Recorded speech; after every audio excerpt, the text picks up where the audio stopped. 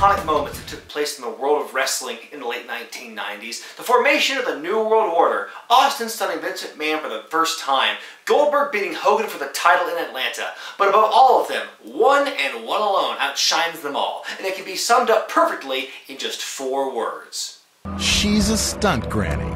Yes, this week on Wrestling with Regret, we take a look at the awfully awesome 1998 NBC special, Exposed, Pro Wrestling's Greatest Secrets. Exposed came from the same people who produced a very similar documentary about how magicians pull off their tricks. That documentary was very successful, so NBC figured that making one about professional wrestling would produce the same results. But what it actually turned out to be was a TV special full of some of the worst kept secrets in all of wrestling, not to mention a whole lot of overly dramatized BS that not even the most gullible of fans would believe is true.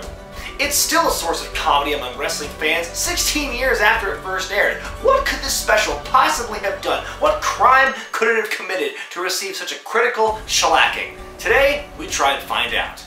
The premise is simple. A bunch of wrestlers have come together to share some of the sport's biggest secrets. Their names, appearances, and voices have been altered to protect them from scrutiny, but not all these disguises are very convincing. I mean, look at this guy, it's just a pair of pantyhose on his head. And if you really want to know, I know who everyone behind those masks are. I know the identities of all these guys. Let me just start off. Private Payne, for example.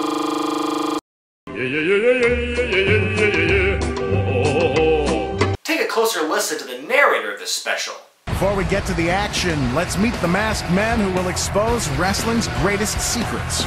That's right, it's Nick Bakay, who's best known for performing the voice of Salem the Cat in Sabrina the Teenage Witch. And oh my god, I haven't seen this show in more than a decade, so I forgot just how bad that cat looked. The special goes on to address the secret behind the 5 big moves that every wrestler needs to know. The body slam, the punch, the stomp, which isn't really a move per se, the kick, and the headbutt. Did you know that a wrestler takes his own bump for the body slam? Or that punches are thrown with an open fist? Or that wrestlers stomp to exaggerate the sound of their moves? This is some earth-shattering truth being dealt here, folks. The makers of this show must really think that wrestling fans are idiots, since the narrator goes out of his way to explain how easily duped they are during a match. Fans think they're real, because they don't know the secrets. And the audience goes right along for the ride. But the fans buy it because of the sell.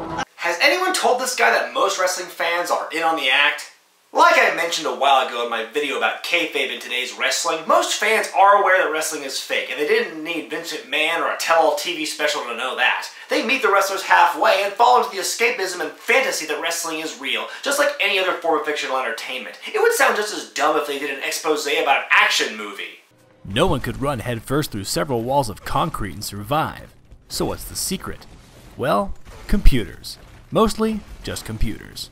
Okay, so we know who the wrestlers are and what they do, but who's the person who operates behind the scenes? Here, the special introduces you to the Booker. Behind all this mayhem, there's a puppet master. The man who orchestrates this big scam. The Booker concocts a secret plan. Is this a wrestling Booker we're talking about, or some evil supervillain? Meanwhile, in the Booker's office... This reenactment of a booking meeting is incredibly sketchy. I've been involved in meetings in cramped offices, supply closets, and the like, but never in something so dramatically lit. As the crowd enters the arena, the Booker is in the lobby, passing out specially made signs. No. First of all, the Booker is clearly not the one handing out signs here. I don't see a poorly disguised Harley Race anywhere, do you?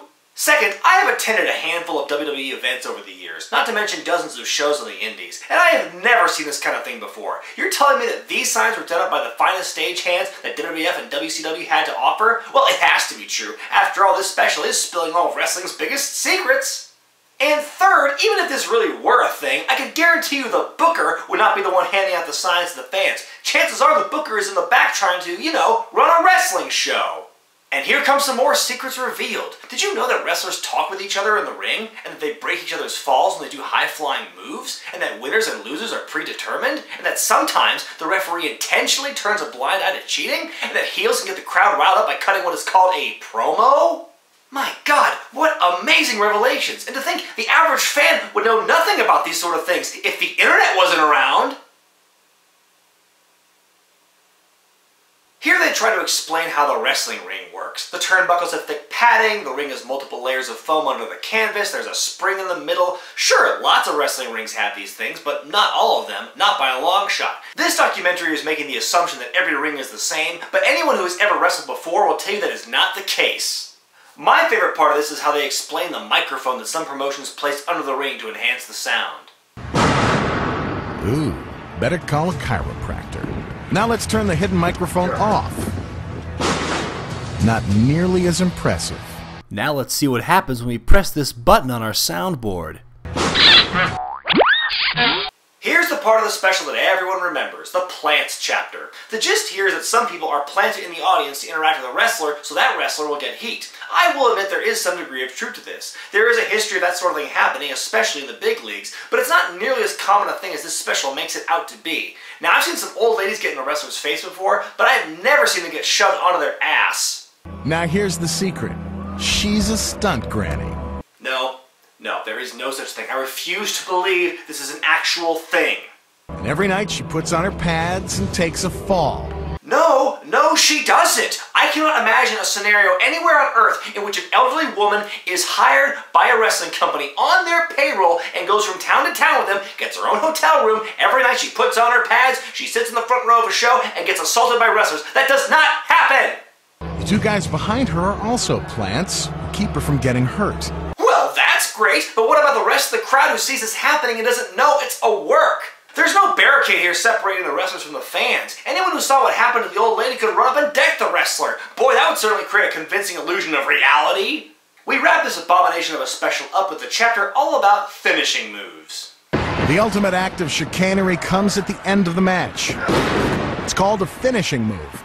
Oh, really? That's the biggest act of chicanery? You could have had me fooled. I didn't think you could top the stunt granny. So tell us, just what kind of devastating finishers will the viewing audience learn the secrets to? The backbreaker, the hurricanrana, the leg drop, the bulldog headlock. Are you fucking kidding me? Was this special made in 1998 or 1978? These are what the makers of this show consider finishing moves? Hell, for some wrestlers, a hurricanrana isn't a finisher, it's a rest hold. They throw you a bone at the end of this list by describing how to take a pile driver, which is an actual dangerous move. But other than that, these are some of the weakest, silliest finishers I've ever seen.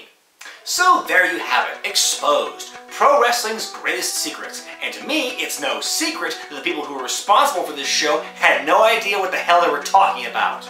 Most of these secrets they revealed, like how they performed certain moves and how wrestlers bled, were already obvious even to non-fans. Everything else they revealed is so ridiculous that I can't even believe that they're real things. Not to mention they talk about everything like it's a blanket statement, like every wrestling show you ever go to is like this. But the reality is that it's nowhere near the truth, especially on the indie circuit.